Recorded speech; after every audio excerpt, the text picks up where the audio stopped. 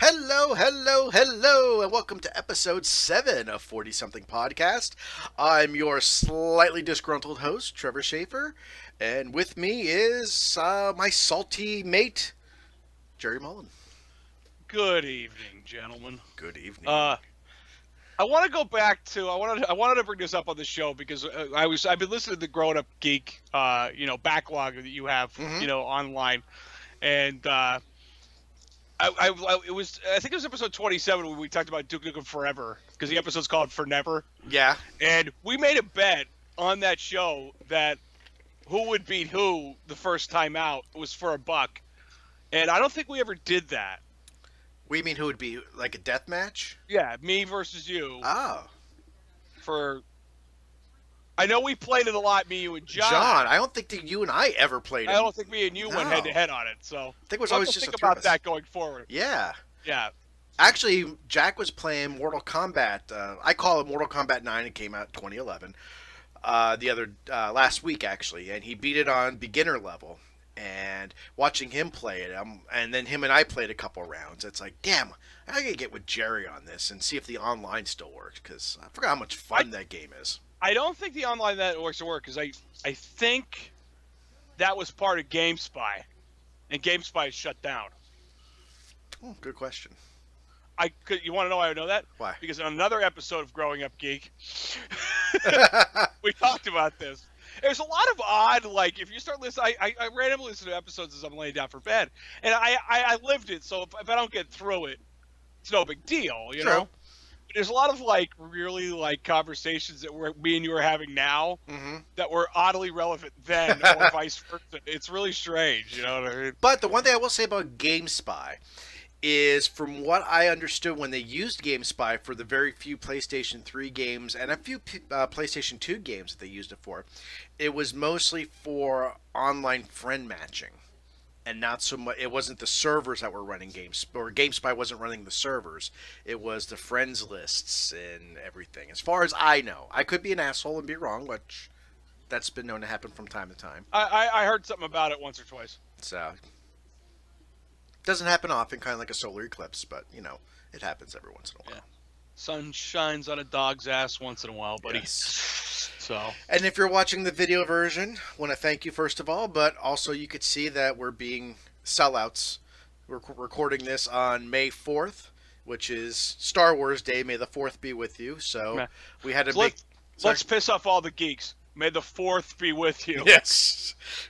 I almost feel bad about that. Yeah, it's and it's odd how many people participate in May the 4th. Yeah. Like, I must have heard it. I was at work for about 5-6 hours a day, my usual Friday, and I must have heard it 30 times. And there's not a lot of people there on a Friday. So, and your Facebook feed Oh, it's horrible. explodes, And I feel like a sellout doing a Star Wars overlay, but I'm like, okay, I guess maybe. Hey, George Lucas, you could sponsor us. Actually, I'd have to redo this and put all kind of shit that doesn't belong in there. Yeah, and then we'll have to go back and do an HD upgrade of it, Yes. a reboot, and so. But let me piggyback, since you brought it up, so be warned. Piggyback off something we recorded, I think, back in episode 4, where so many people online that you and I have known for 20 years, sometimes 20 years plus, that never outwardly came and said I was a Star Wars fan back in the day. They're the ones yeah. now wearing the Star Wars shorts. Oh, Yeah. shirts. We're gonna watch all the movies tonight. I'm like, when did you become a Star Wars fan? It's like, Yeah, it's like the big sellouts. I know, like, a guy I work with, and he was like, "Yo, I got up at this point because, like, TBS started showing them at like 2:30 in the morning oh jeez. with the Phantom Menace. Well, you start that, but while everyone's asleep, you Yeah. get that one out of the way. They could just go right to where he becomes Darth Vader and without the no part, Yeah, and then just move on. And then you get into the good shit, which is pretty much 4 and beyond. yeah. I Yeah. was gonna say the other redeeming part of Revenge of the Sith is the Obi-Wan Anakin fight. That is actually a pretty good fight. It is. I think the Darth Maul battle is pretty good too. The Darth Maul, though, if you watch Anakin and Obi-Wan, the Darth Maul battle looks slow compared to that. I agree. Yeah. Yeah, now that I'll give it a thought. Yeah, I agree, but still, that's a good fight. I'm going to get a lot of hate mail on this one, which is good because you don't know my email address. No! No. It's, I think one of the best lightsaber battles, actually, is Kylo Ren versus Rey in The Force Awakens. Because you have Kylo Ren, who's overly emotional, playing off the emotions, and you have Rey, who's completely undisciplined. That they're just... Kylo Ren's a bitch. Okay, he is. He is, but he's still better than Anakin Skywalker. Like young Anakin Skywalker? Like Anakin... Well, before he became Darth Vader. When he became Darth Vader, he was a badass. But when he was Anakin Skywalker, he was a whiny little bitch. He was. I don't like sand. It gets everywhere. Padme's gonna die. So... I think that's one of the better lightsaber fights, honestly. So, let's get right off of this, and what's your thoughts on Solo? I know I sent you the Solo cup. The Solo, yeah, and I saw it like 18 different that places was now. Funny. That was pretty funny. I actually read a really good thing about Solo, and I completely agree with it. All right, go ahead. Tell me. Okay, so our first introduction to Han Solo is, of course, in A New Hope. That really the first scene you see of him is him shooting Greedo, and yes, he fucking shot first. Don't tell me he didn't. Han always shoots first. Exactly. So you automatically saw Han there. You knew he was a badass. You got the whole scoundrel thing going on there. How he acted with Princess Leia. At the end, he left the rebellion because he was just in it for the money. Then he comes back at the very end, spoiler alert, and pretty much shoots Darth Vader's ass to let Luke blow up the Death Star. So you pretty much got a full sense of who Solo was. I mean, even... He's awesome. Yeah, even when he's talking to Obi-Wan about the Force, he's like, hokey religions can't replace a good blaster. I mean, you get that sense of who he is. Now, do we need a whole movie telling the backstory when we're already very familiar with that one movie, let alone Empire and Jedi, of who this character is and what he's like? Conversely, especially with Donald Glover playing him, I'd rather a Lando movie. Because we find Lando, who supposedly was a gambler. He was a smuggler as well. The first time we meet him, he's a governor of a mining operation in Cloud City. Mm-hmm. What's his backstory? How did he get from losing the Millennium Falcon to Han Solo in some kind of game to a governor of a mining colony? That, to me, that's a more interesting story than Han Solo's backstory. I don't know. You know what? What I see is this Solo movie it's like the Jim Kirk's portion of Star Trek at the beginning, where he's rebellious and you know wants to be this great thing. The 2009 Star Trek. We should preface that. What's that? The 2009 Star Trek. I said we should the new preface Star that. Trek. Yeah. The Jim Kirk backstory is the J.J. Abrams universe. Yeah, they're good.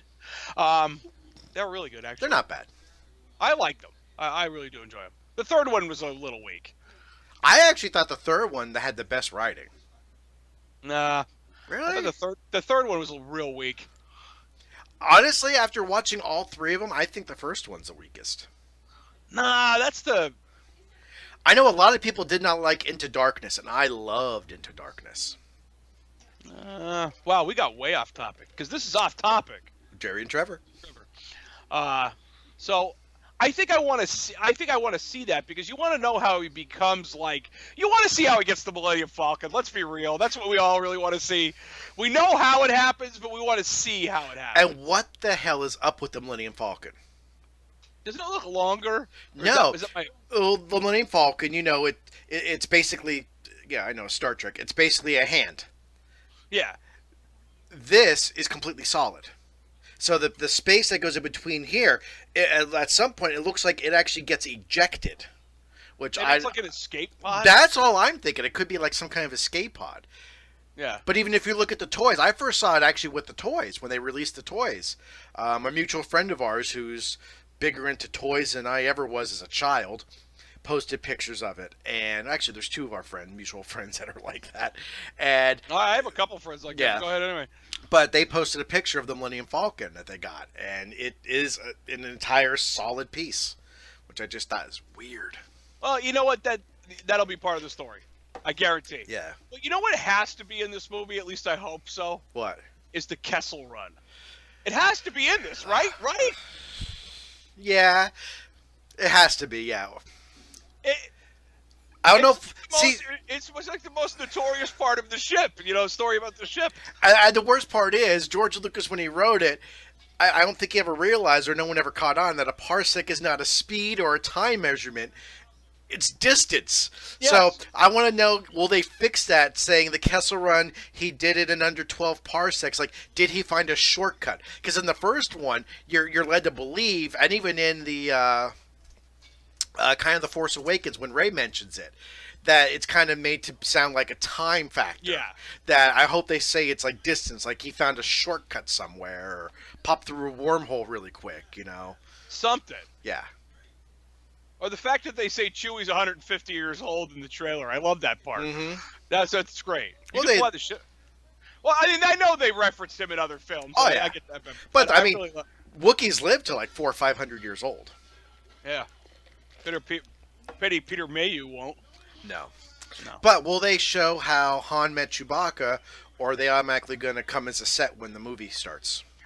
I think my personal feeling is that's going to happen during the film. You think so? Yeah. I think you're gonna see a lot in the beginning. What's wrong? Nothing. I noticed my webcam. It looks really blurry. I don't know why. Oh.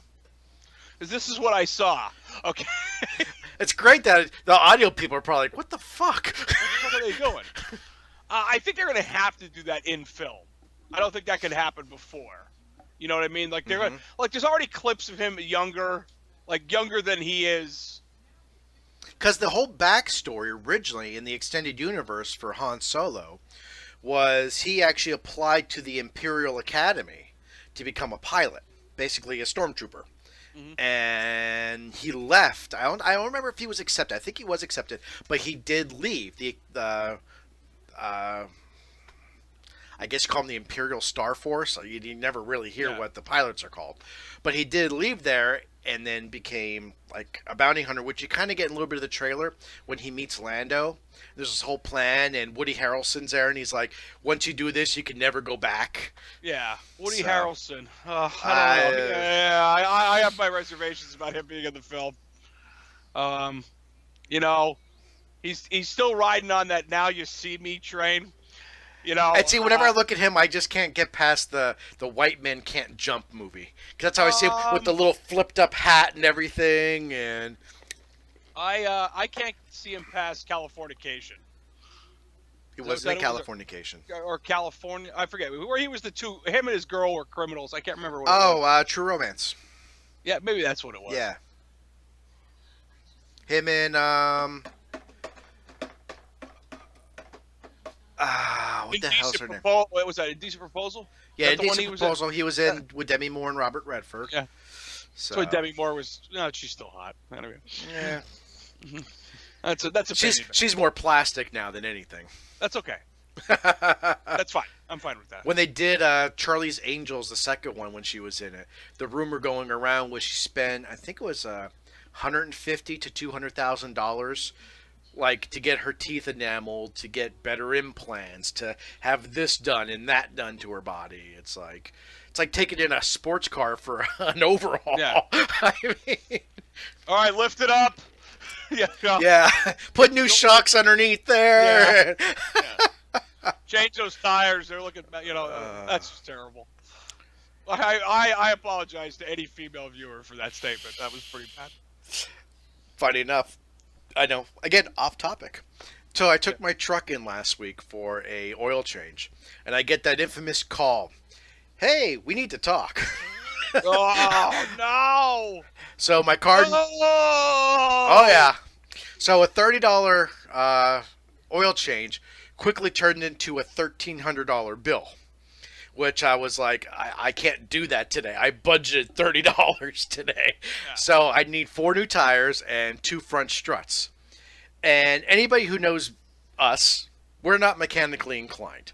No. My mom actually said, "You need to. Aren't any of your friends mechanically inclined?" And I laughed. I said, "Out of all my friends, I'm probably the most mechanically inclined because I've changed oils and plugs and done simple maintenance to machinery." Yeah, I've done small things to my Yeah. car, like airing the tires. You know, I could probably change the oil in my car. You know. So I looked online. My dad was always the mechanic. Sadly, he's been gone now for over a year. I can't pick his brain. So I yell at the urn all I want, and he doesn't talk back. So that's really rude. But It also creepy. it is kind of creepy. But you know, my family's been in the cemetery business for over 100 years. Doesn't get much creepier than that. But I've been looking online to how to do struts. And after watching a couple different YouTube videos, I think I'm going to get myself into a lot of trouble, and I'm going to try to do it myself. So this could be interesting. The geek who can strip a computer down to its bare metal case and put it back together, no problems, no questions, is going to try to take apart his suspension system on his truck by myself. Good luck with that. Count your fingers now. Count your fingers now. But the one thing I will say, now, this is my whole thing. They quoted me about $750 to get the job done. I could buy both strut assemblies, which is everything, for $153 Oh yeah. for two of them. And if I do the labor, I just saved all that money. So I think I may give it a shot You soon. ever see the labor rate at Firestone? Oh, yeah. Wherever you go? You go Yeah. to Firestone, I know that. Yeah, it's like I go to Cole Muffler. I think it's like $60 an hour. It's something. Oh, the one at my obscene uncle's like shop is $129.95 an hour. Ouch. Yes. So, like tires, I can't do tires. I don't have a setup for that at all. So, but they say you got to get your what? Do you have a jack? I have a jack. I have jack stands. I have ramps. You'd be surprised how much shit I actually have. But that's not even my dad's stuff.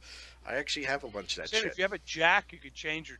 Oh, you're talking about actually taking them off the rim. Yeah, and remounting them. Okay, Then I have to right. balance them and then do an alignment. I don't have that equipment.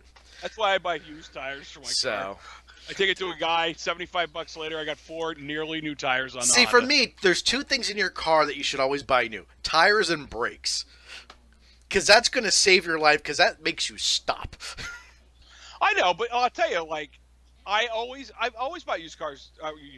Well, that Yeah, too. that's true. true. But I've always bought used tires for my cars, and Really? I've honestly never had an issue with it. Knock on wood, because they've always worked out. Like the guy I go to, he gets nearly new tires all the time and sells it to be used. Mhm. So I never have any complaints. You know what I mean? Now the brakes, I totally agree with. Yeah.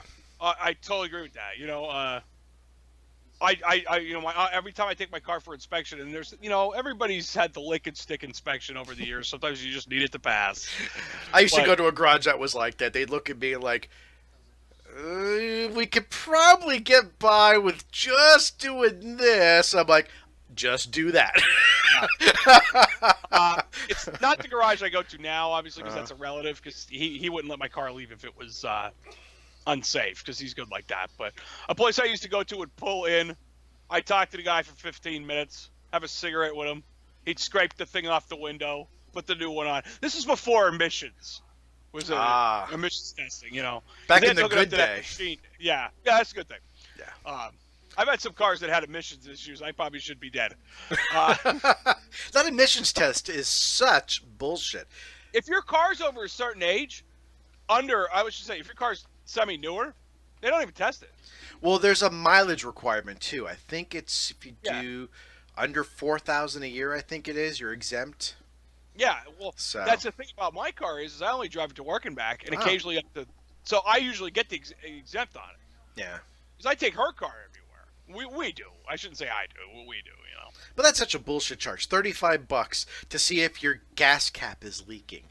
Yeah. I mean, come on. You know how you fix it? If it is, you go buy a fucking gas cap Yeah. for $7.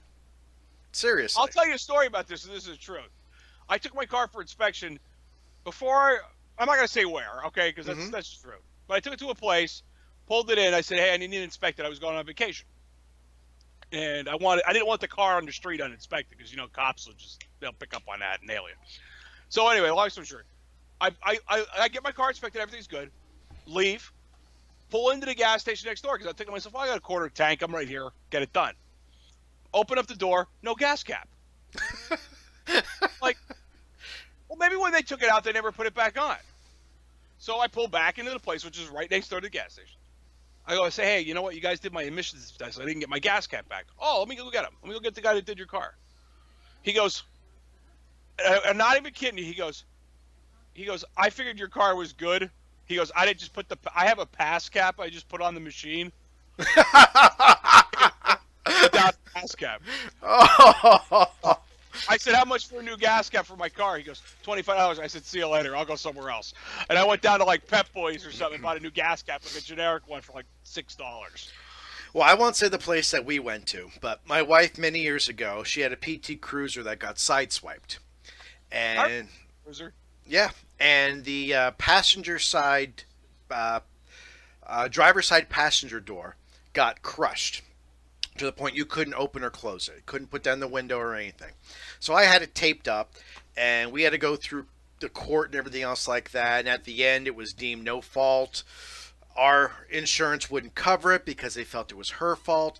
Her insurance wouldn't pay because they felt it was our fault. And it went on for almost 3 years. Actually, we still got paperwork about the court situation after we got rid of the car, which I think was freaking hilarious. That's hilarious. So we went to the place that we took our cars for quite a while and went in for an inspection. And we had done so much business with these guys that they looked at the car and they're like, okay, it's not going to pass inspection because we can't open or close the door. All 4 doors have to open and close. I said, okay. I said, that's going to be a problem. I explained the situation. He's like, just get it fixed for next year and slap the sticker on it. I was like, thank you. See you next year. Yeah. All right, let's get on topic with Jerry and Trev. Oh, that's no fun.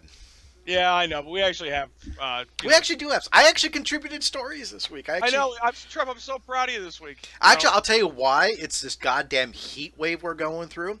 Because it's not a heat wave. Okay, I'm going to say this right now. 3 days ago, it was in the 60s. It was over 90 degrees yesterday. We'll fucking hang up on you if you keep this conversation going. I put in 2 air conditioners today in the bedrooms. What is wrong with you? It is not that hot. It was 86 degrees in my house yesterday afternoon. My daughter and I had to go outside to the playground to cool off. It was cooler outside than in the house. I'm waiting for these guys to ask me to put the air conditioner. Well, right now, I sit by my thermostat, and it is 79 degrees right now on the thermostat right there. So, okay. I don't do well over 70 degrees. I'm a cold weather person.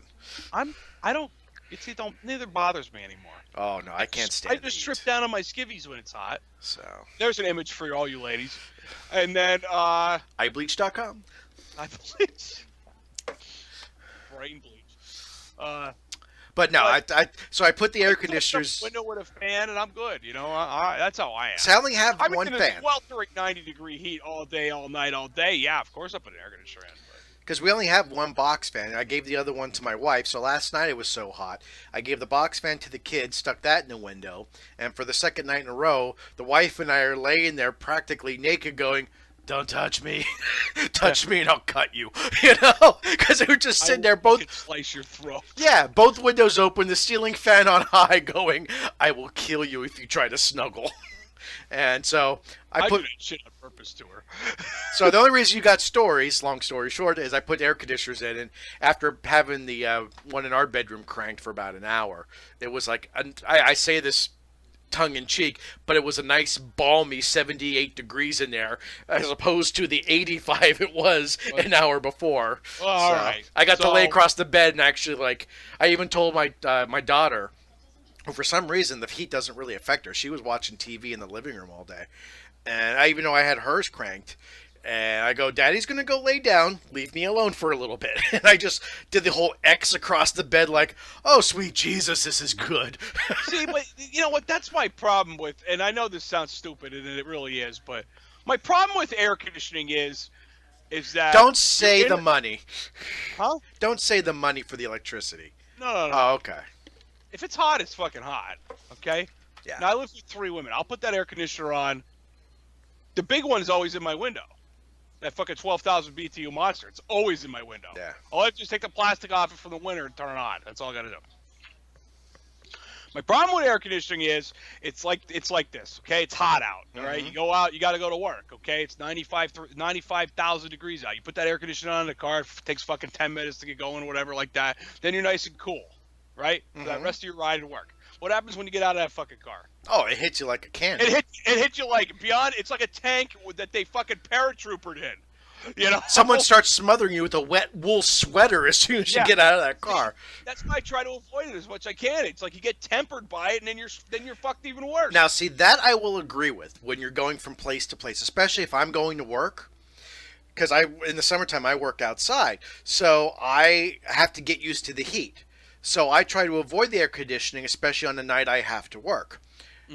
But when I'm home, I'm not the kind of guy who sits there and looks like Matthew McConaughey with the greasy, sweaty skin and the greasy, sweaty hair. I don't need to look like him. I want to be comfortable. Oh, thank God for that. Yes. I want to sit around and not... thought, It is. I want to sit around and not sweat, and that's why I'm the cooler I am, the more comfortable I am. I'd hate to say it, and I always joke about it with you, but that's a first world thing. It really is. Oh, absolutely. It totally is. You know. Come on. I could care less about that. You know, I only need it when I sleep. Yeah. That's all I need. I don't care. If this downstairs was 95 degrees all day long, I would deal with it. But when I go to bed, that's it. And that's why I did the 2 bedrooms. I put each bedroom as a 5,000, and then we have a 10,000 for the living room. But it's going back down to the 70s next week, so I'm like, I'm not going to bring up the 10,000 because that thing's a fucking monster to lift by yourself. And actually, it's not so bad lifting by yourself. It's putting it in the window by yourself is the thing. So I bring it up on a hand truck. But trying to do that, or I should say doing that, when next week I'd rather have the windows open with a nice breeze. Yeah, I'll leave that out. Now, the bedrooms... That's why I got the front door open right now, because it's nice. Well, I have my windows closed now just because we're getting that wicked thunderstorm soon. Yeah. So... Yes. The wind was actually scaring my dog. Wolfie kept jumping in my lap every time the wind would howl. So, well, when the wind howls, the curtains blow, and then my flag outside. I mean, it just gets that loud flapping noise, and he hates that noise. So, yeah, you got to record that when he's being a dick. So, we are really off topic tonight. Yeah, all right, let's get to it. Let's start with something we'll go off of last week. Yeah. Hello. Speaking of dog, he's like, hey, I want to be in this week. All right, get your big brown ass down. That's enough. Okay, I love you, but I'll pet you. All right, now go away.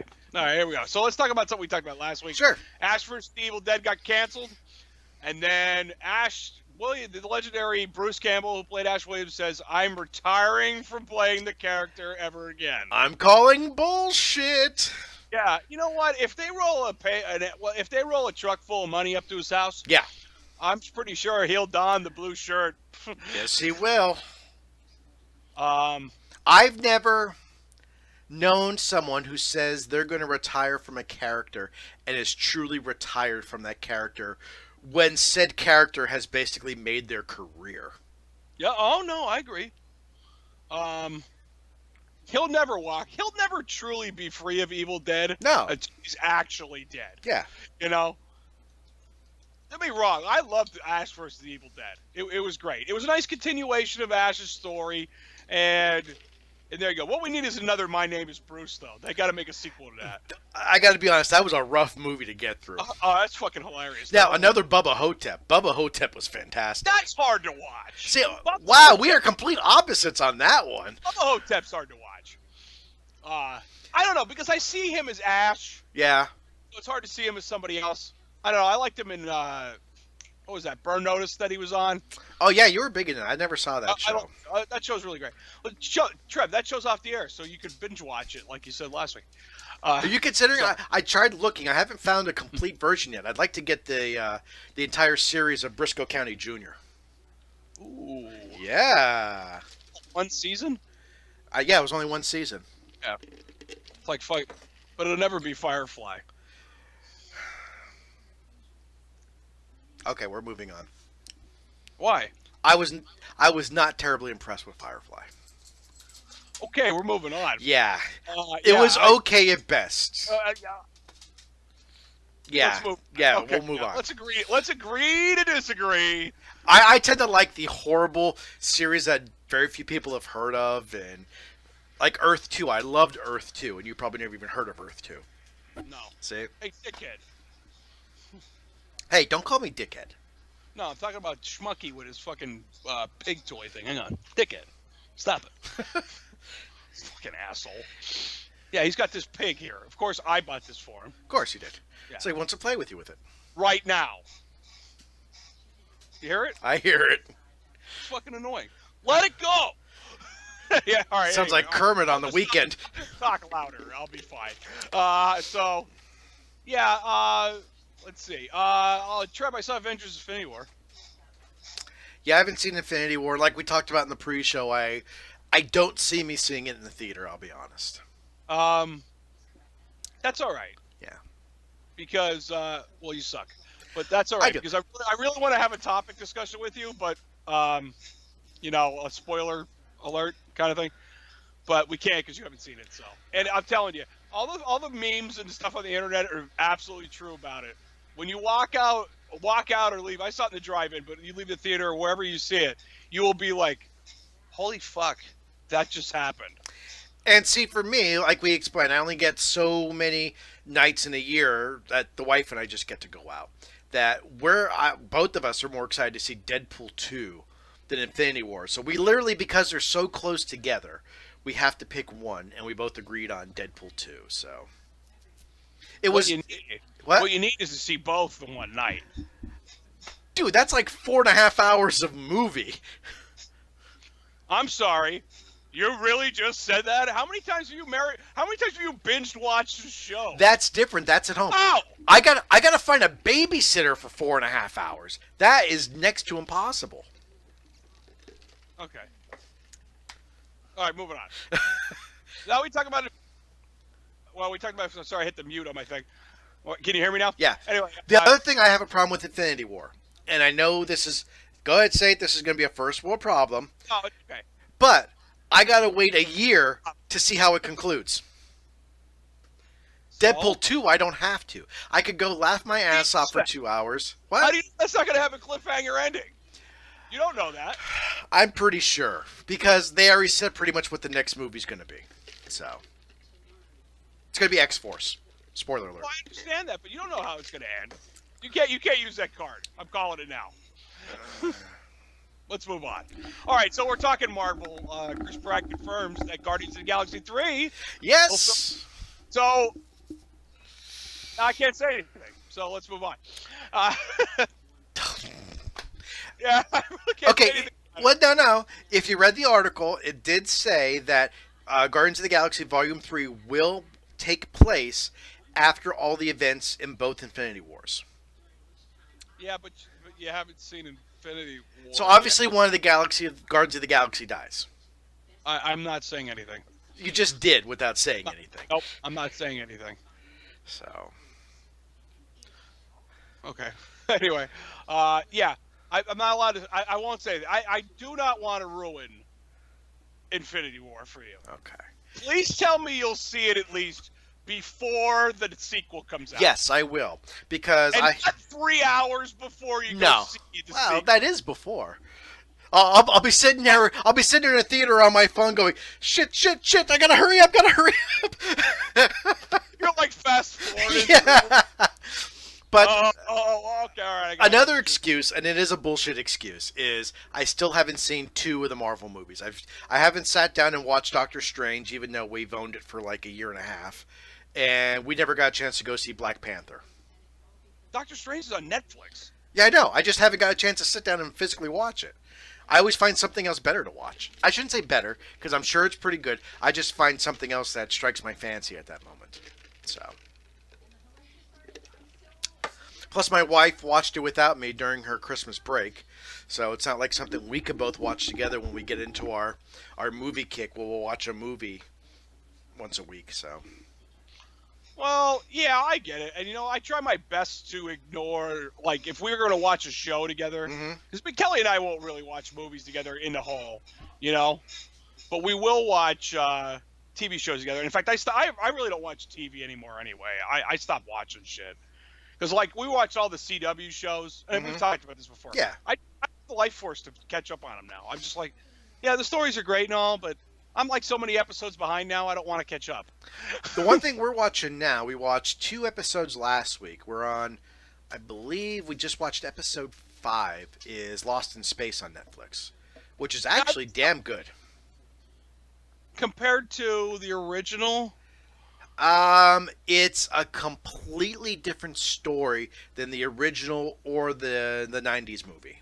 The 90s movie's cool. So, it's a completely different take on the story, and I don't want to ruin anything for you if you're going to watch it. And I don't want to ruin anything for anybody, because on Day of the Shirt yesterday, there was a T-shirt which I'm pretty sure spoiled a major plot point coming up. Oh. And I'm like, as soon as I saw it, I'm like, fuck. That actually makes a lot of sense. Anyway, yeah, and then once I look at it, I think about it, I'm like, that makes a ton of sense. And I'm like, oh, I hate when shit like that gets ruined for me. Another show got ruined for me that way. What were we watching? And then same thing, A Day of the Shirt, and it had a T-shirt that was a plot point. Oh, it was last season of Supernatural. Oh, there was a T-shirt. I can't believe that show's still on the air. I like that show. We've seen every episode. In fact, I got acquire this week's episode to watch over the weekend. I just can't believe it's still on the air. 13 seasons, buddy, and I think next season's going to be the last one. Well, thank God for that. It's like the Game of Thrones people. I saw the first 2 or 3 episodes of Game of Thrones, and I just couldn't get into it. No, me either. It was softcore porn with hardcore moments. You want to talk softcore porn? Watch Westworld. A fantastic series, though, by the way. But you see more tits you ass. Time for TV shows, but yet are 2 Marvel movies behind, and have not caught up on Doctor Who. I'm never going to get caught up on Doctor Who, so you can forget about that. What? Oh no, I'm never going to let it go. It's like Portrait of Ruin. That's true. The only way I watch TV during the day and usually at night is now on my phone with this little stand. And that's pretty much my TV. Forget about the 50-inch 4K that's sitting right there that now shows Paw Patrol all day and whatever show my wife wants to watch at night. Okay. So, this is now my TV. Right. Yeah, I do. I watch YouTube, so. But I will say this: it took me 9 months, I believe, to get through the first season of Westworld, which was only like 10 or 12 episodes. So it's not like I'm binging. I got that right where it ended, actually, right after they had the season finale for first season, and I've been watching it slowly since then. And I actually finished the last episode of season 1 a week before season 2 started. So now I'm actually kind of current. So. Oh, there you go. Oh, what's this? Okay, nothing. All right, so where we did Guardians of the Galaxy. Guardians of the Galaxy. All right, we did that already. We're talking. Sorry, go ahead. Go ahead. Go ahead. No, go ahead. I was gonna say, if we're talking Guardians, Nintendo has to start guarding their shit.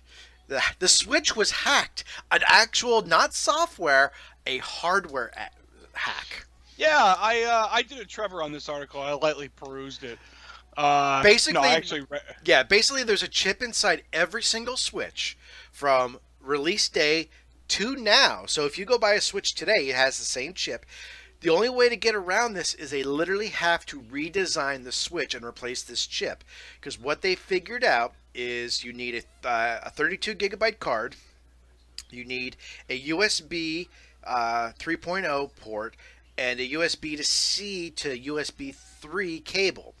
With that, you're actually going to do what they call a boot ROM hack, which is basically this little program that's going to access that chip and access the code on the actual chip to bypass Nintendo's software.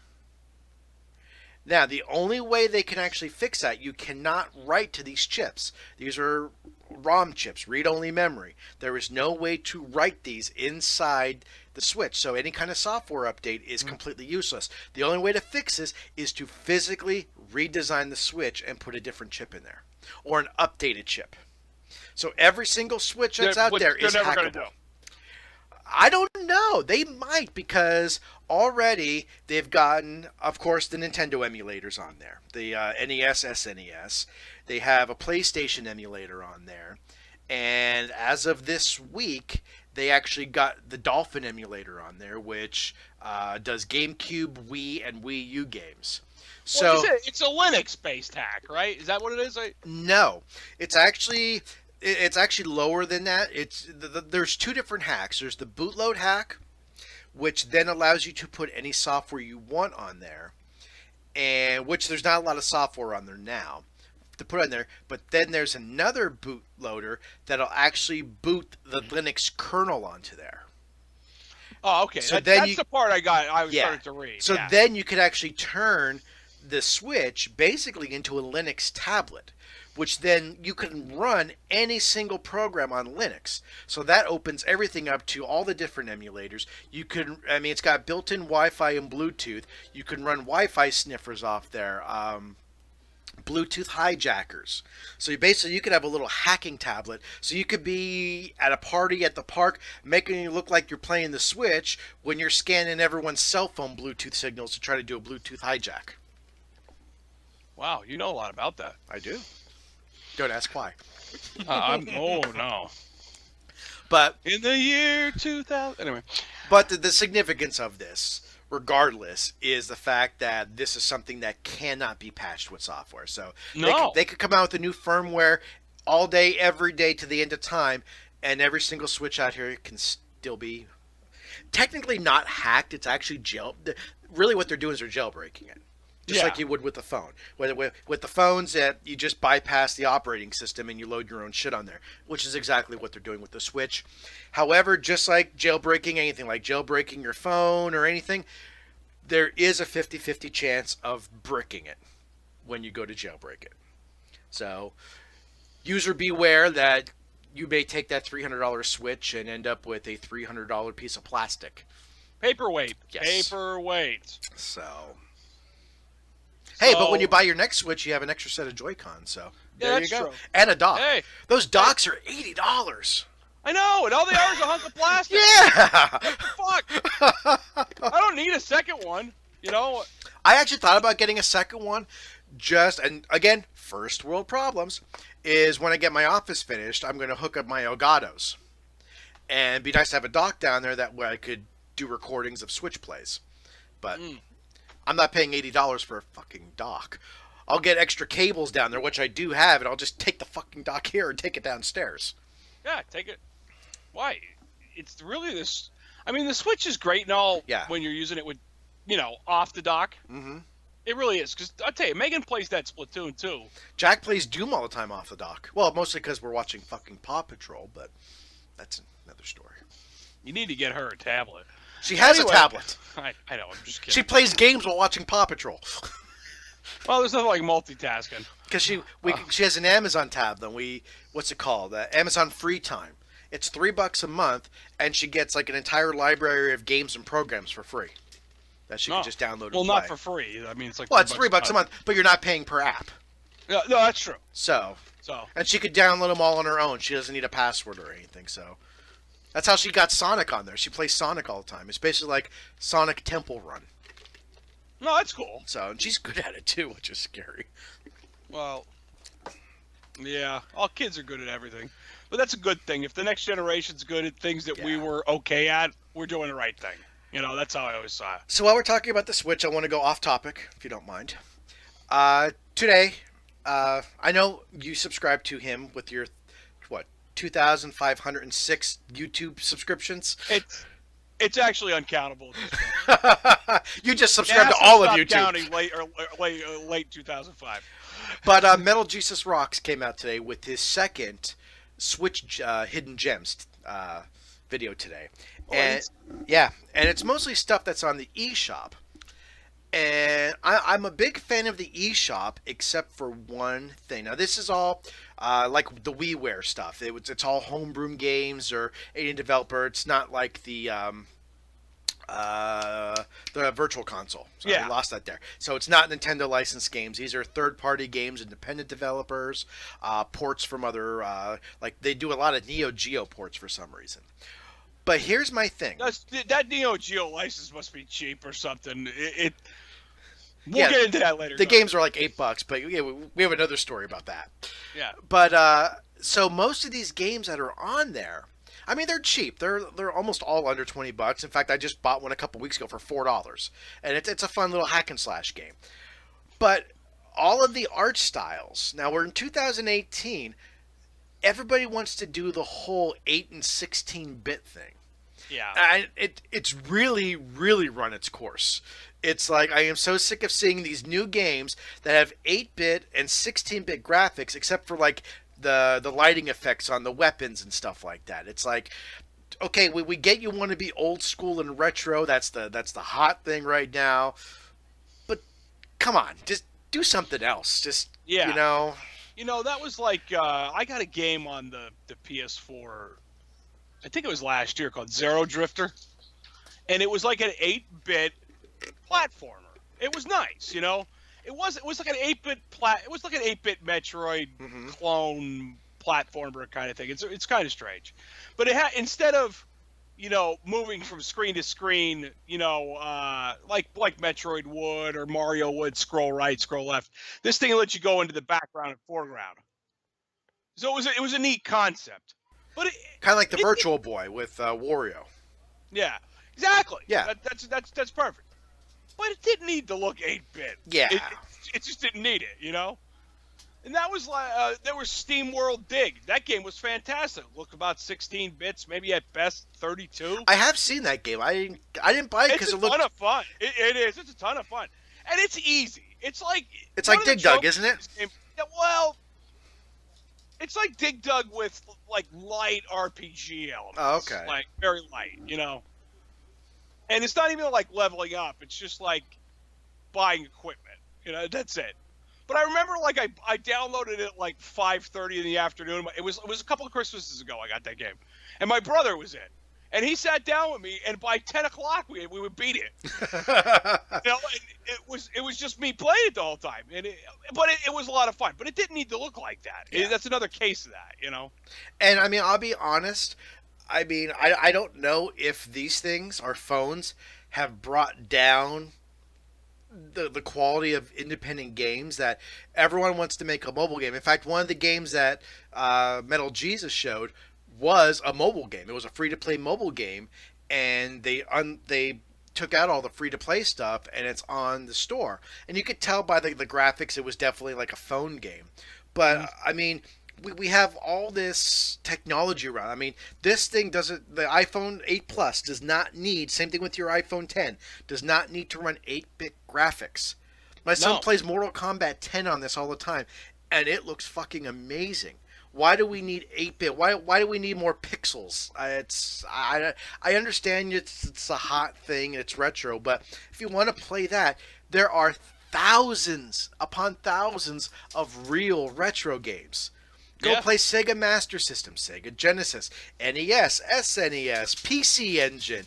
I mean, it's like there are tons of games out there that have this authentic experience. And if you do have a modern system, there are plenty of retro arcade games available on all the major consoles. Yes.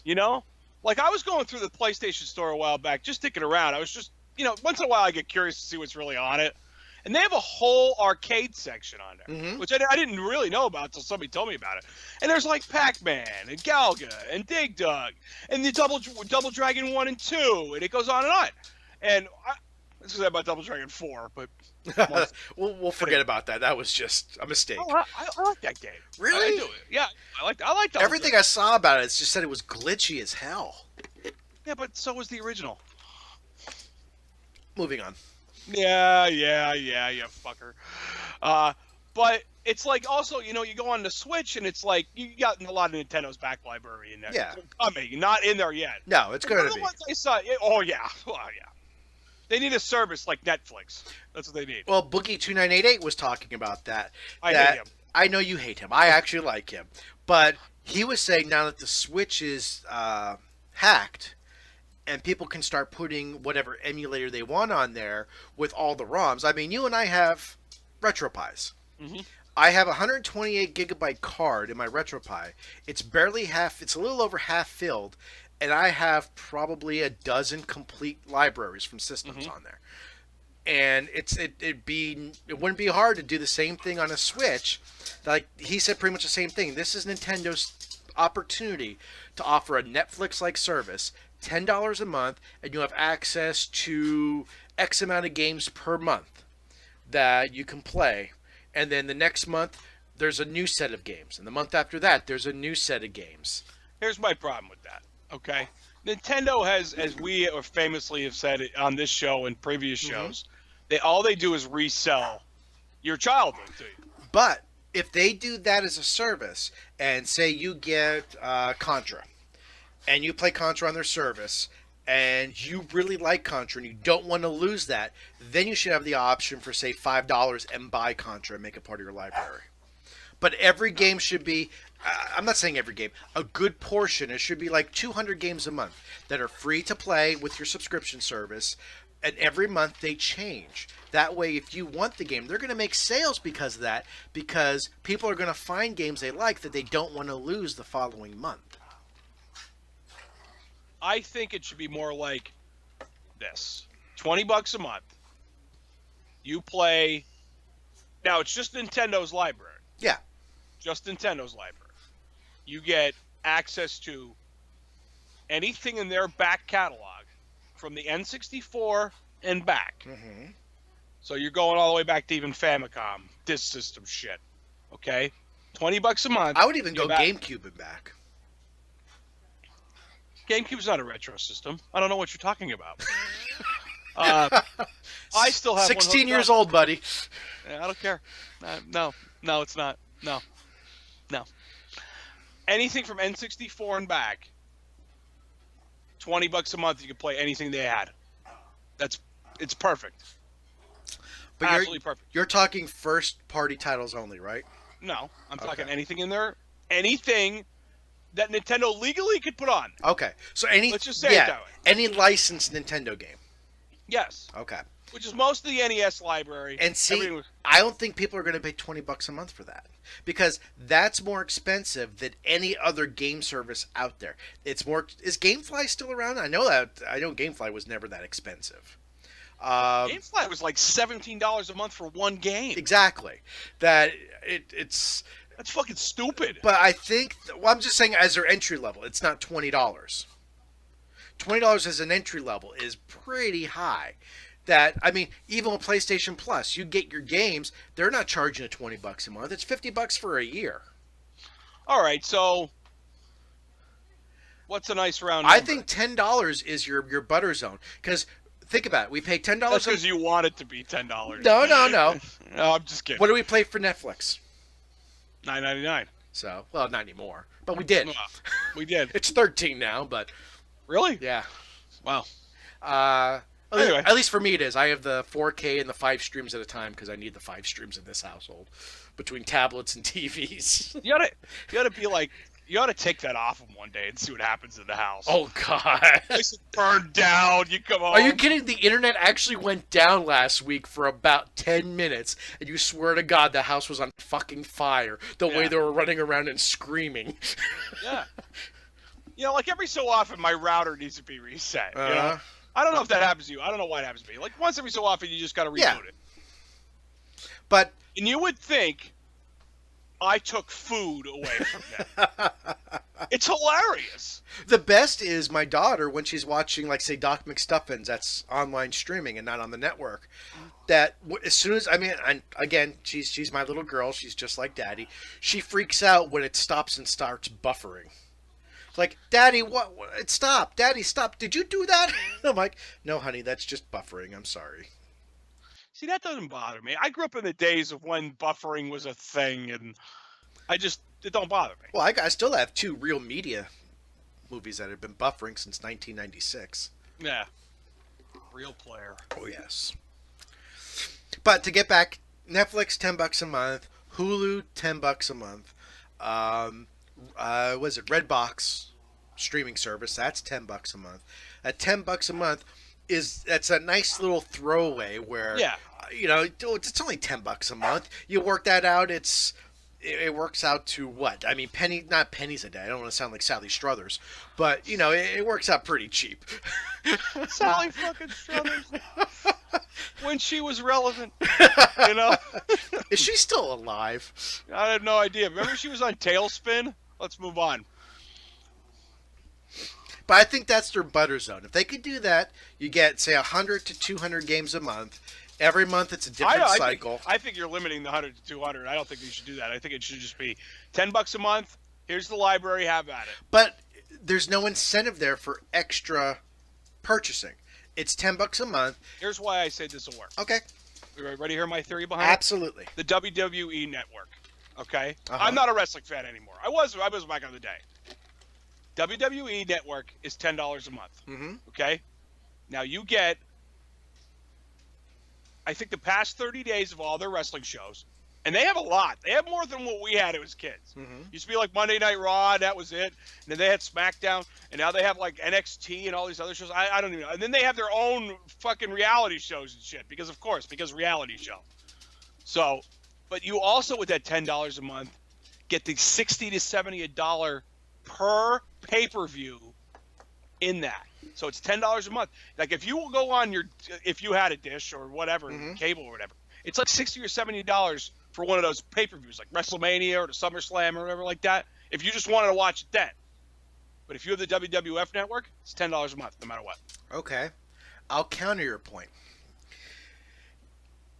The WWE network, which will always be the WWF in my mind. Yes, it is. So they're selling the back catalog at $10 a month to the whole point of getting people in with the new pay-per-views. Because let's be honest, how many times can you watch 30-year-old wrestling matches? Well, it depends on the day of the week. Okay. With Nintendo, you're not getting any new games. You're going to have access to the games you've probably bought 3 or 4 times already. You're just going off the convenience that now you have the Switch, that you could go anywhere and have those games with you on mobile. That to sustain that model, to have Nintendo for all the third-party developers to make it worth their time to have their games kind of for free available on there should be a limited time, and then you could buy them for $5 and keep them in your library, because there's no incentive there for, say, Data East or Konami to give their entire catalog if they're not going to see any major money back from that. Where if but they would. I mean, you have to think about it. But it's going to be more incentive. Nintendo's going to go to Data East. I can't believe you brought them up. But they made some good games. They did, but Konami would have been anyway, Capcom, anybody else. You go to Capcom and say, hey, we're going to put it's like, you have to think of it in terms of, we are way off topic. In terms of like licensing shows to Netflix. Mm-hmm. Netflix pays a fee to put their show on there. Okay? So now Capcom, or whoever, I'm just using that as a reference. Capcom's got their money now. Exactly. No, I'm agreeing with you here. So then, now we could put your game on our service, and if this person foolishly, but they would still get it, they would still make money, because not everybody's going to subscribe to the service. Yes, but like have like an 80% base of your Switch users subscribe to said service. Exactly, but how you're saying with Netflix, they do that, but there are times that every month there are shows and movies that leave the service. Okay, that's part of reality. So if you, like when we talked about me downloading Ash vs. Evil Dead because I want to watch it, if I don't get time to watch it on Netflix, I have a local copy. Same thing if you're playing Earthbound, because that was just the AVGN's latest episode. If you are 18 hours into that and you find out on June 1st Earthbound goes away, but for $5 you keep your save point and the game is yours forever, who wouldn't put down the $5? Now they made their money off of your subscription service and an extra $5 in their pocket. Are you arguing the point as the big evil N, or are you just trying to do this grounded somewhere in reality? I'm doing this as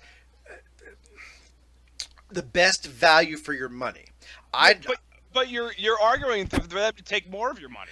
I'm arguing. This turned into like an argumentative show, by the way, and I don't know why that happened. I'm arguing that you would get the more money you could throw at the game developers, the bigger of a catalog you're going to get. Then the best way to get the money is to have a revolving catalog with a purchase option, not an all-you-can-eat buffet. Because honestly, like you were talking, I think $10 a month for a limited number of games every month is feasible.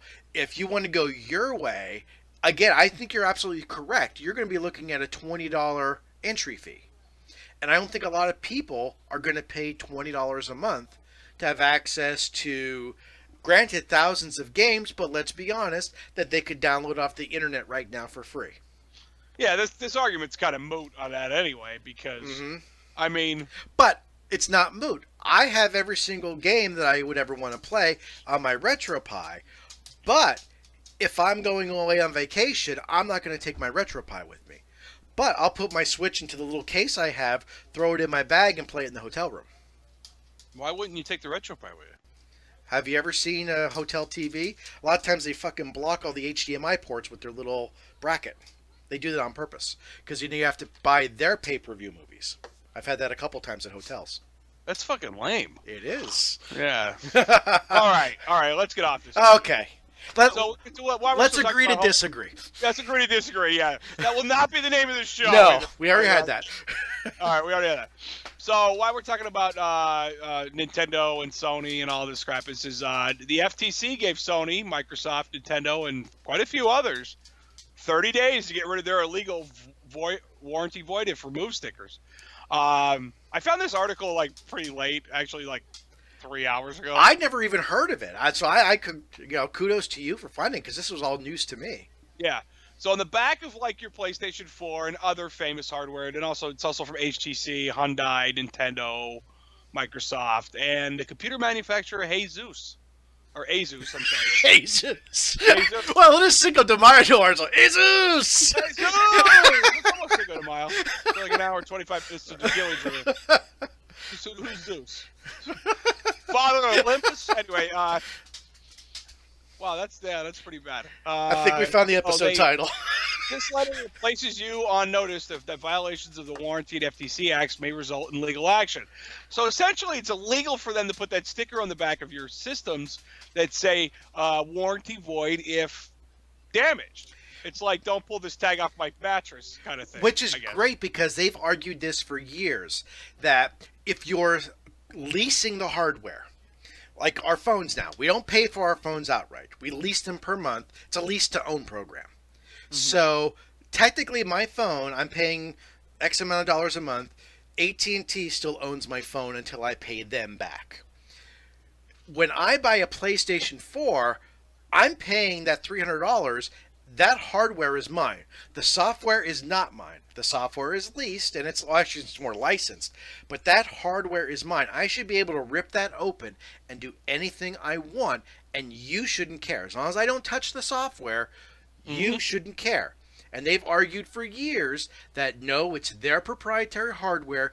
Even though you own it, you're not allowed to modify it, which is bullshit, and I'm glad the FTC has finally come out and said that. I'm actually partially shocked that Sony's actually wrapped up in this a little bit, is because Sony's always been open for you to open it up and take the hard drive out. You know what I mean? Like, they were the first console. Okay, with the PlayStation 3, I know you're going there for that first one. The bay is free. I would tell you I've replaced many hard drives in PS3s. If you turn it to the back, there is a void if remove sticker on the back, so you physically can't open it. My very first PlayStation, the PlayStation 3 Fat, ran into the yellow blinking light of death, and I had to go with a heat gun and reset the solder points. For me to open that up and get that unit working, I had to void the warranty. Yeah, that's lame. Yeah, I'm not touching the software. It's a known flaw in those models that the solder points actually just pop off, and that gets you your yellow blinking light of death. You have to take a heat gun, run it over everything to reflow the solder, and then you're But do fixed. they have a here's a question that says you don't technically have to do that. I'm sure you could. They have somewhere you could send it for a fee. And exactly, and that's what they want you to do. And typically, with all new hardware, you get a 1-year limited manufacturer's defect only warranty. And either way, you have to send it out at your expense. I fixed my PlayStation 3 in a few hours, and most of that time was spent taking it apart and putting it back together. Fixing the actual solder points literally took about 10 minutes with a heat gun. You run the heat gun over it till everything gets nice and shiny. You let it sit and cool down, put everything back together, and it ran just fine for a couple more months. Then it did the same thing, and then I did it again, but it was truly dead at that point. So. Anyway, so. But it's nice to see the FTC step in on well, I would say the big three here anyway. I wonder how this will relate into the old. Well, you're not changing anything on the hardware with our first story about Nintendo. So. That's all. Well, that is hardware related, but it's also you're not gonna. Yeah, you're not gonna be able to pull off a chip and put a new one in. So no. So and actually, I don't think on the Switch there is a void if removed warranty sticker on it. Well, it must be somewhere because they were served with the same paperwork as everybody else. So I'm trying to think. Maybe not. I'm trying to think of any of their systems. I don't think any of their systems have that, unless it's the handhelds. Maybe have that. Maybe. So, the NES doesn't. The SNES doesn't. I know the N64 doesn't because I've done replacement shells on that. The GameCube, maybe. You can get that HDMI thing for the GameCube. Yeah. For only $200. I can't believe how much they cost. Yeah. And I've looked up other ones, too, like... wasn't the GameCube? Maybe it was the GameCube adapter. And then there was another one for... Was it the Dreamcast I saw one that was made? The Dreamcast has... The VGA adapter. Well, they actually do. I've actually looked into it. You actually have to buy 3 different adapters. You buy a VGA adapter, which then goes into an HDMI box, which then has to go into a third box, which I forget what the third box is. Go online. You find videos on it. The whole setup. Now, I already have the VGA box, so I don't have to buy that. But the HDMI box and the other one runs you like $100 and some. It's not outrageous, but it's not worth it. It's not worth it because all the TVs I have VGA inputs, and your crispness is only going up like 15-20%.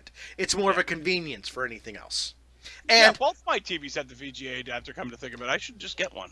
And if you look at your online collection or your disc collection of Dreamcast games, not all of them are VGA compatible. No, there isn't many that aren't. No, there's not many that aren't, but it's not. You spend all this money to have it come out through HDMI. You're still going through VGA, so you still run that risk of a part of your library still being able to be not played on that. Doesn't matter. The only good games on it anywhere were Soul Calibur and fucking Quake 3. Marvel vs. Capcom 2, bitch. Well, nah. See, I got it on the PS3. I don't have to wait for it to load. Oh, yeah. Marvel vs. Capcom, though. We're talking single system, though. We're talking just the Dreamcast. I agree. Yeah. And there's a lot more better games on there, too. Speaking of single system. Yes. The NES, it's another case of the overrun of the minis. This is like, Sega's was a couple weeks ago. Nintendo's already thrown everything they got at us except for the N64 mini, which... is coming for holiday season 2019, or 2018, actually, probably. Maybe. I don't know. It's been every year they've done one. So maybe we'll get the GameCube mini? Dude. Anyway, you're up here, right? Yeah, I'm up here. Yeah, okay. Yeah. I'm on top of you, bitch. Yeah, I keep you dreaming. That's not what you're... Anyway, no. So here's the thing. The Neo Geo Mini was not quite officially announced, but it was unofficially announced with lots of leaked images. And the thing I find fascinating about this, besides Neo Geo, if you've never played the Neo Geo catalog, you're doing yourself a disservice. They have some fantastic games out there. Yeah, but I hope you like fucking 27 Metal Slugs. Yeah. Boy, they went overboard with that. But the thing I find fascinating is all of our minis up until this point have looked like the home system. The Neo Geo mini is a mini arcade cabinet, which is Yeah, a I like totally that. different approach. I like that, and that hooks up to the TV. Yes. But you can play it either way. You can play it on its little tiny screen. It's 3.5-inch. Was that what the size of it was? I couldn't remember. It's tiny. The only thing I did not see, which I may have missed in the article, is do you, even when you hook up to the TV, do you still have to use the controller that's built into the arcade cabinet, or can you hook up, like, say, a Bluetooth controller or something? You could hook up a USB controller to Oh, okay, so that's worth it. It says it later. It says it later in the Okay. I probably stopped reading before that then. So. Yeah, you even skim your own stories. That's great. Yeah, that's okay. At least you're honest. Yeah, this is really neat, and there's a lot of games out here. Like I have not played a lot of Neo Geo games. Like I played all the King of Fighters probably like that, and I remember I played Samurai Showdown when that was a relevant thing, you know. And I think I played one of the Metal Slugs, but most of these, like I don't know them. That's not a bad thing. A lot of their fighting games, like the SNK games and King of Fighters, they're it's more anime style than Capcom style when it came to Street Fighter. So there's more flash, there's smoother movement, but for me anyway, the gameplay is better on Capcom, but the graphics are better on the SNK on the Neo Geo. I think I don't know. I always found the King of Fighters controls a little wonky. We come from the Street Fighter world. When you come to the Street Fighter world, it's nowhere even close to that. And then they, that and Fatal Fury and Samurai Showdown, they're all kind of that same way. Yeah. Because I remember too, like King of Fighters had that dual plane where you could be in the foreground and background, and it was supposed to be like a strategic thing to move out of the way and stuff like that. It was before obviously 3D fighting games became a thing, but it just seems it always seemed kind of weird to me. Now, like like when I played Capcom versus SNK 1 and 2, like it felt good because Capcom designed it. Mm-hmm. You know what I mean? They just inserted SNK characters, but then they had it the other way around years later, where it was SNK versus Capcom's Chaos or something it was called, and SNK designed that one because they looked very SNK. And if you didn't know, the guy who created, I think, either King of the Fighters or Fatal Fury was one of the original creators of Street Fighter 2. He left Capcom and then went on to create those games. So I don't know the dude's name. It's probably unpronounceable. So, unless you are out for a little bit of Americanization theater, because I can't say certain names like that. Like there's some games on this list like that have the Kazuna encounter. Anyway. But it is a good option for those people who are Neo Geo fans that don't want to take the time to collect Neo Geo, because Neo Geo is not cheap to collect for. It depends on what you're going for. The Neo Geo, the brick cartridge one, I can't remember, the AVS or the... Yeah, it's basically the same thing that runs the arcade machines. It's the same exact cartridge. Yeah. I know, like, whether you like him or not, the guy who does Classic Game Room, Mark Busler, he has one of the 4 cartridge Neo Geo machines, the arcade ones. Yeah. And I forgot about those things because they were always so fucking hokey looking in the arcade. Because it had like A, B, it had like Samurai Showdown and this and this and this. Kind of like Player's Choice machines. It's like, really? Player's Choice was cool until you realize they were already games you've already had. Yeah. You know what I mean? Like, I've already played Super Mario 3. Why am I going to play in the arcade, you know? Yeah, and on time. Yeah. But they were neat. You know what I mean? That was part of Nintendo's big strategy. But he has one of those 4-player, back to that, he has one of those 4-player Neo Geo machines, or 4-cartridge Neo Geo machines. And all you have to, it's the truth, you can just take that out and put it right in the AVS, or you can pick the AVS games and put them right in that machine and they work. It was a genius idea, except for the cartridges are like the fucking War and Peace, you know what I mean? Like, I don't know. It's not, I would never collect for the Neo Geo. No. I stick to consoles I owned.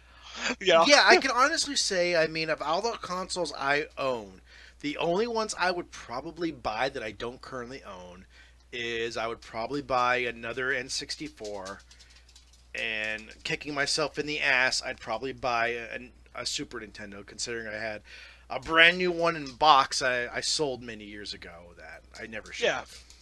But other than that, any other system that I really want to collect for, honestly, I'm going to do ROMs just because I don't have the time or money to invest in getting a collection. Plus, I was going to say, plus I'm not too familiar with those systems, so I don't want to buy games that I don't know without trying first. Yeah.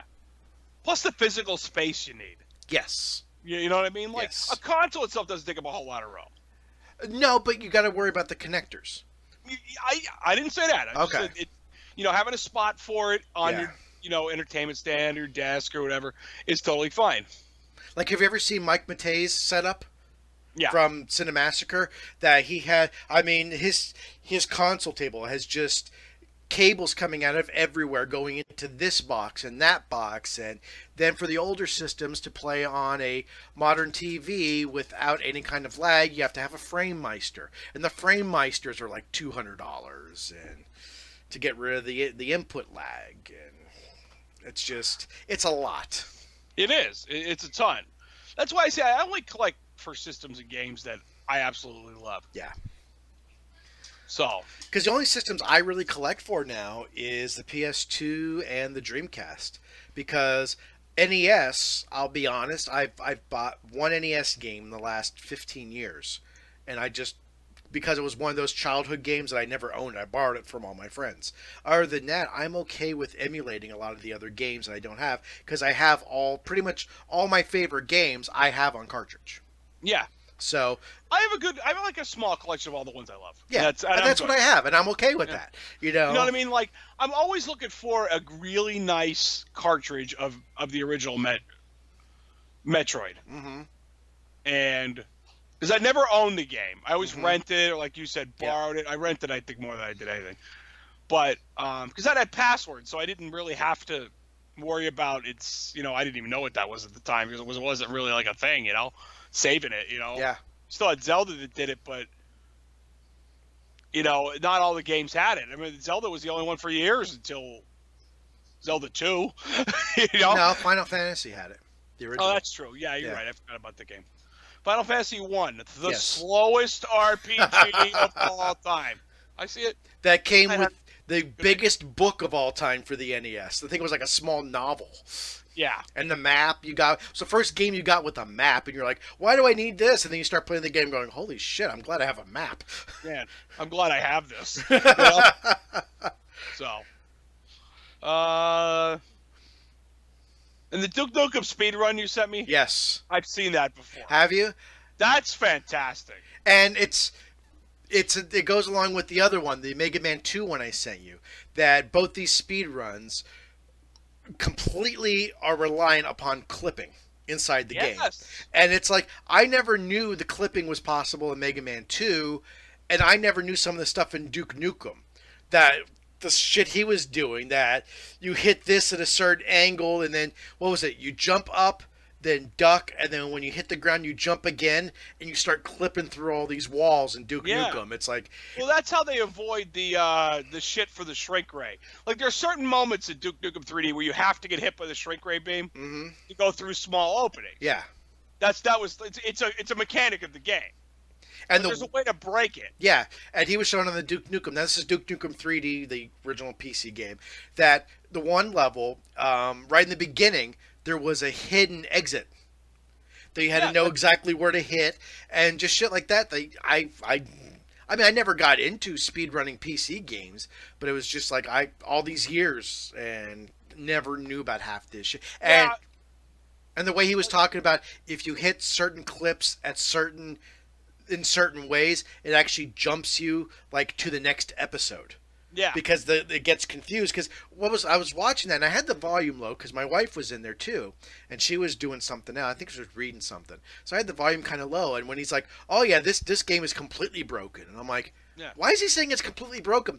Then after the speed run, which he completed the whole game in 12 minutes and change, he goes back and he shows you how it's broken and explains it, and it's like, damn, that is a broken ass game. Yeah, like one of my favorite parts of that speed run is not the first boss, but the Overlord, the second boss. Yeah. How you don't even have to fight him, and there's an exit switch in the room. Yeah. Like, I never knew that. I've like him 1,000 times, probably more than that. And I was like, I could have just went over and hit a button and walked away, And you find out, and every time I watch a speed run of any shooter or any game I've ever played, I attempt to try some of that shit. Yeah. and it comes out with less than good results. And I have to give that guy. Now, this was part of Games Done Fast, which is a charity event for cancer. That was 2014. Yeah. I think. Yeah. Yeah. So he actually, at one point, he goes, this next one, you die 50% of the time. And he actually saved it. And he did die the first attempt, which is nice to see someone doing a speed run and actually fuck up. Because most of them, as soon as they fuck up, they reset everything. But he's like, no, I'll keep going. That it was nice to see it. Like the Mega Man 2 speedrun I sent you, which again relies on a lot of clipping. I honestly have never beat Mega Man 2 completely. I've made it to the first Dr. Wily stage, the first version of Dr. Wily, I should say. But I never made it to the last one because I always ran out of guys by then. But to see him go through the entire game, not losing a single guy, is just impressive beyond belief. But he skips a lot of the levels through the clipping, so it's not really that unbelievable to a point. When you're watching the video and it's like, it has the times on the left. Yeah. Which, better or worse, I don't know. I don't know. I would just rather watch a speed run without all that shit and just watch the game. Mm-hmm. But whatever. But it'd be like, he beats Airman at 4 minutes and 53 seconds, and then he beats Heatman at 6 minutes and 3 seconds. Yeah. I'm like, how the fuck did you get through Heatman stage in less than a minute? Uh-huh. And then you see it, like he clips through walls. Yeah. And he does all this crazy shit, Like all the hard parts, he just clips right past. It's like, no wonder you're not losing any life. Yeah. The only one that was impressive is, what stage is it? Is it Quick Man? Where there's a whole stage where the blocks disappear and reappear. Oh, that's Heatman. Heatman? That he had all those memorized, which was damn impressive. Yeah. I don't even attempt that anymore. I know the sequence I use to beat the Robot Masters gets me the jet slide thing, and I just drive past it. I can't do it. I don't have the care to do it anymore, I guess you could say. I don't know. But I like some of them where you actually see him break the game.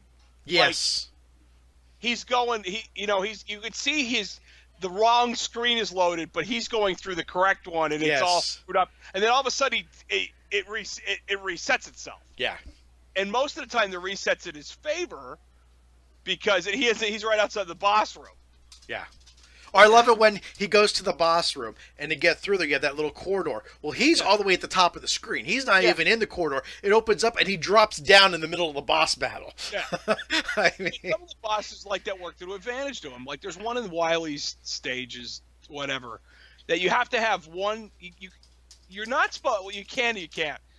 One of the weapons you need is that crash bomber thing, and you only get so much of it, but it's the only thing that will defeat the boss. And there's just enough to do it. So one mess up, you're toast. And you have to die and refill the weapon and then go into the boss, And he does it with plenty to spare. Yeah. I'm like, what? It's disgusting. It really is. Speedruns are one of my favorite things. I love them. I can never stop watching. Well, the first one my wife ever saw with me was that wonderful Mario one I sent you, where they actually go into the higher math of everything. Yeah. And she's watching, she goes, how do people play it that quick and understand this? I'm like, you don't understand. This is all they do. They don't have to look at the screen half the time. They have everything memorized by muscle memory. Yeah. I remember watching... Because that Duke Nukem one, the way he was moving so fast and hitting this and hitting that, I'm like, how the hell does he know which way he's facing it right now? I know. And he overuses the steroids. Yeah. I never use. I don't know. No, I've never used him either. You use them once in a while.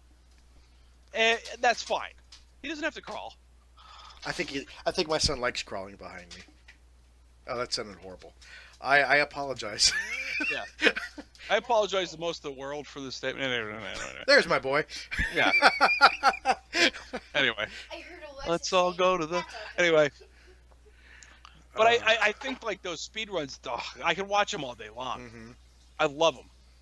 That's why I want to... I think I'm going to start watching some speedruns of some more modern games to see if... I mean, mostly speedruns are mostly the retro systems anyway.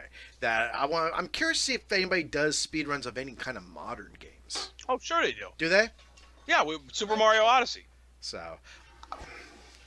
I don't know if I consider that a speedrun when it's 3 hours long. Like Doom. Like Doom? Yeah, I've seen people do speedruns of Doom. The Doom 2 or the new Doom? The new Doom. The new Doom? Yeah. There you go.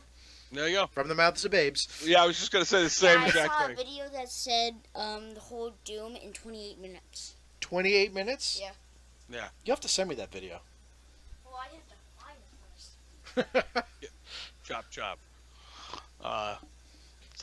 It's like God of War. Anyway, with his son. Calls him boy. Boy. It's real. Actually, that game's really good. I've heard good things about it. I started to play it yesterday afternoon after I got out of work. They're saying it's the first 10 out of 10 for a PlayStation 4 game. I can see why. It's that good. Yeah. I mean, I'm only a couple hours into it, and it's weird to see Kratos in this Norse mythology thing, because you're used to him being, Olympus and all this, but they're all dead by his own hands, and he's just trying to, I'm not going to blow into the story, but he's just trying to. I'm sorry. When you said dead, died by his hand, I automatically thought of Weird Al Yankovic's Yoda. I know Darth Vader's really got you annoyed, but remember, if you kill him, then you'll be unemployed. Anyway, yeah, be out of a job. They don't really explain what happened in between the movies. The games. Wow. Yeah, tired starting to set in here. Between the games, because at the end of the last God of War was God of War 3, which is the end of the story for him. They left him on like this sword of Olympus, and he's jammed it in the ground, and he's dying. He's dead. So. No, keep talking. Sorry, I'm on mute. I'm yelling to my son to let the dog out. Oh, okay. No, you weren't on mute, by the way. I was on the stream. Oh, okay. All right. Yes. So, Kratos he's moved on to a simpler life. He has a son and a wife and a home in the Norse regions, and he hasn't found any peace in his life because he'll never be able to. He's such an angry, miserable motherfucker, But the game starts pretty much like some of the other God of War with tragedy. Kratos' wife has died, and he's got to be a dad now, and you're getting fucking the cops coming, or that's my son with my flashlight. There's a setting mode which we always call rave mode, and he's giving me a flashlight. You should be going like this. You should be fucking rave. Yeah, there you go. Yeah, that's a GIF. But the game overall, it's just beautiful to look at. It really is, and it changes everything you knew about God of War. It's not the same it's sort of butt mashery, but it isn't either. There is some tactic to it. So, but I don't want to blow anything for anybody who may be playing it, or you someday you might. Yeah, right.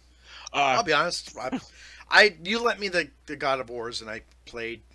I don't think any of it. I'll be honest. No, at least you're honest.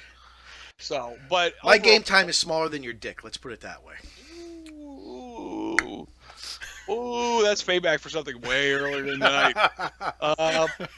So, overall, I mean, I can see why people are calling it a 10 out of 10. Yeah. Because it's not even so much the gameplay that's awesome; it's the story. The story has you drawn in for. And they say the graphics are incredible. It is. You could see each follicle of hair, and his beard, and when the blood lands on him, you could see it just kind of slide down. It's crazy good, man. I can imagine what it would look like on a PS4 Pro. You know what I mean? Yeah. It's got to be amazing. I've seen the comparisons, actually, it is. But so, all right, enough of that. I don't think we had a topic for this show. It was all over the place, but that's some of our best shows. It is. Whether people like it or not. And let me just check my phone, but I think we actually did hit... Oh, no, one last thing we didn't hit upon. So, Deadpool 2, we talked about it coming out. Oh, God. Oh, yes. They got the one and only Celine Dion to do a song for Deadpool 2 called Ashes. And go on YouTube, look up Celine Dion Ashes or Celine Dion Deadpool. And why I don't care about the song, it is a hilarious video. It's very Celine Dion. Yes. The song, you know what I mean? If and you've unlike, ever heard anything of hers. And unlike Jerry the first time, you got to watch to the very end for the best part. You do. I started watching the video when you sent it to me, Ashes from Deadpool. I'm like, well, this is like an okay Celine Dion song. Okay, whatever. I didn't let it go all the way through, but I guess it's a lesson learned. So. Keep it up, One-Eyed Willie. Keep it up. You're so dark. Are you sure you're not part of the DC universe? I still wonder if that line's going to make it into the It has to. It really does. Film. I don't know, man. I don't know. I just love the fact the other day I was cutting grass down at the cemetery and I was going down a hill and I had to slow up and I'm slowing up a little bit and I got to make a quick turn and in my head I heard Deadpool go, "Whoa, pump the brakes there, Thanos." Yeah. Pump the hate brakes, Thanos. Josh Brolin, what a smart man. He got himself into both ends of Marvel's film rights. So... But I think we're out of things. I do think we're actually out of things. So yeah. Wow. That's what? Actually, we're at exactly an hour and a half. So that's usually that's pretty good. Shows. Yeah, that's pretty good. So considering how far off topic we went. Yeah. So just remember, if you really like our shows, subscribe, and even better, sponsor us. Yes. We will take sponsors. Yeah. I don't care what you're selling. We'll say it on the show. Speaking of sponsors, we're saying power dildos. We'll say it. We're good with it. We just won't try them out. So no. I mean, I could give them to people I know. Well, upon your recommendation about 2 years ago, I actually joined the Dollar Shave Club last week.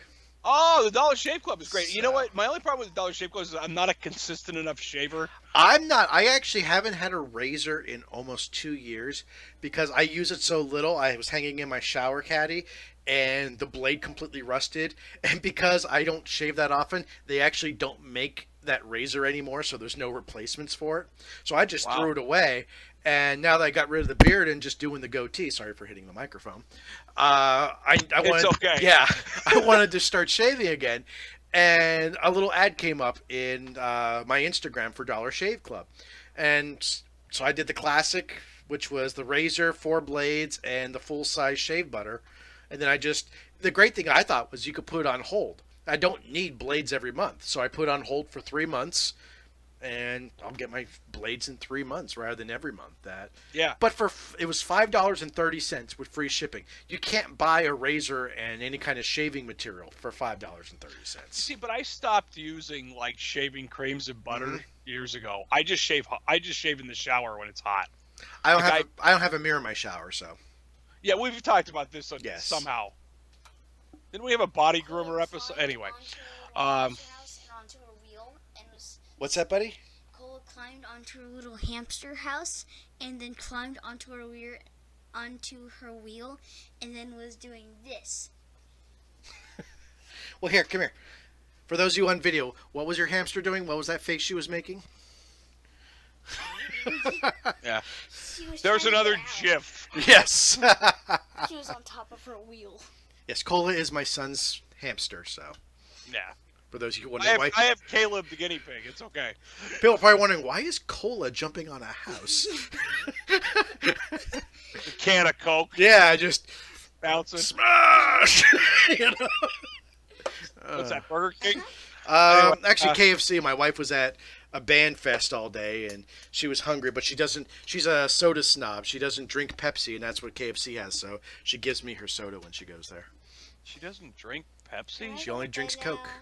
You can go to bed now. Thank you. It's the only time he's ever asked to go to bed. That's because he didn't want to be on the internet. That's okay. Well, you know what? Even though I prefer Coke, and this will be the last thing I gotta help in this show.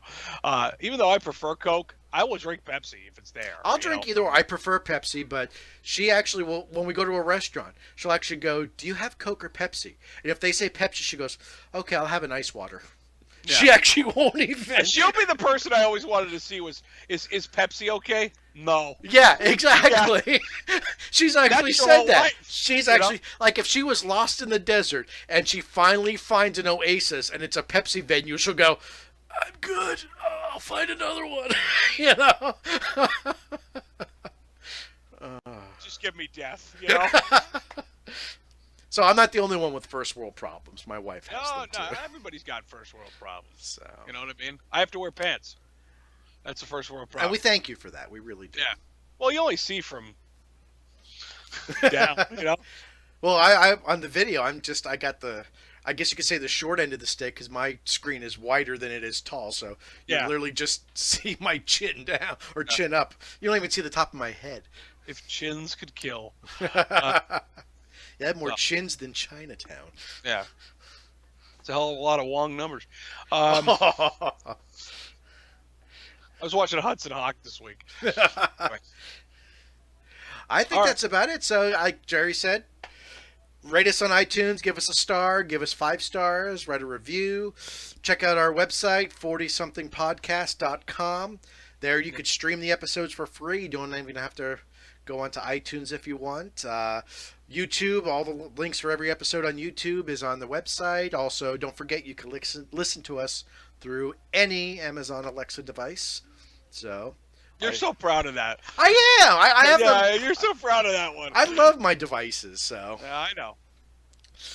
plus I love the fact that the one in the bedroom, I have it set not to Alexa because that's our living room one, but I have it set to computer. So it's great in the morning and you're just laying there like, computer, what's the weather today? Just like Star Trek, and she'll tell you the weather. I was just going to say, here comes the Star Trek reference. Yes. Here comes. And it's nice because we have a sound bar in the living room, in the bedroom, because the TV sound is horrible.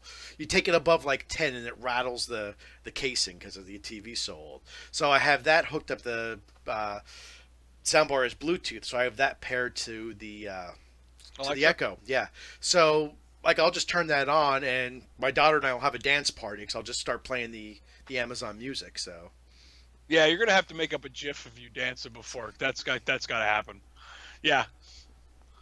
I want that. That's so going on. That's so going on my computer. So all right, that's it. Shut this shit down. yes, thank you for listening. Thank you for watching, especially if you made it this far. Yeah. I know most people haven't, and most people won't. Most people like Jerry and Trev. I'm fucking shut this off. Seriously. Yeah. These guys were old years ago when they were on Growing Up Geek. Yeah. So, okay, guys. Thanks for listening. Thanks for watching. And we'll see you in 2 weeks. For those of you out there, happy Mother's Day. We won't be around for Mother's Day. So, Yeah. We'll be spending time with the mothers in our lives. yes. So, okay, guys. Catch you later.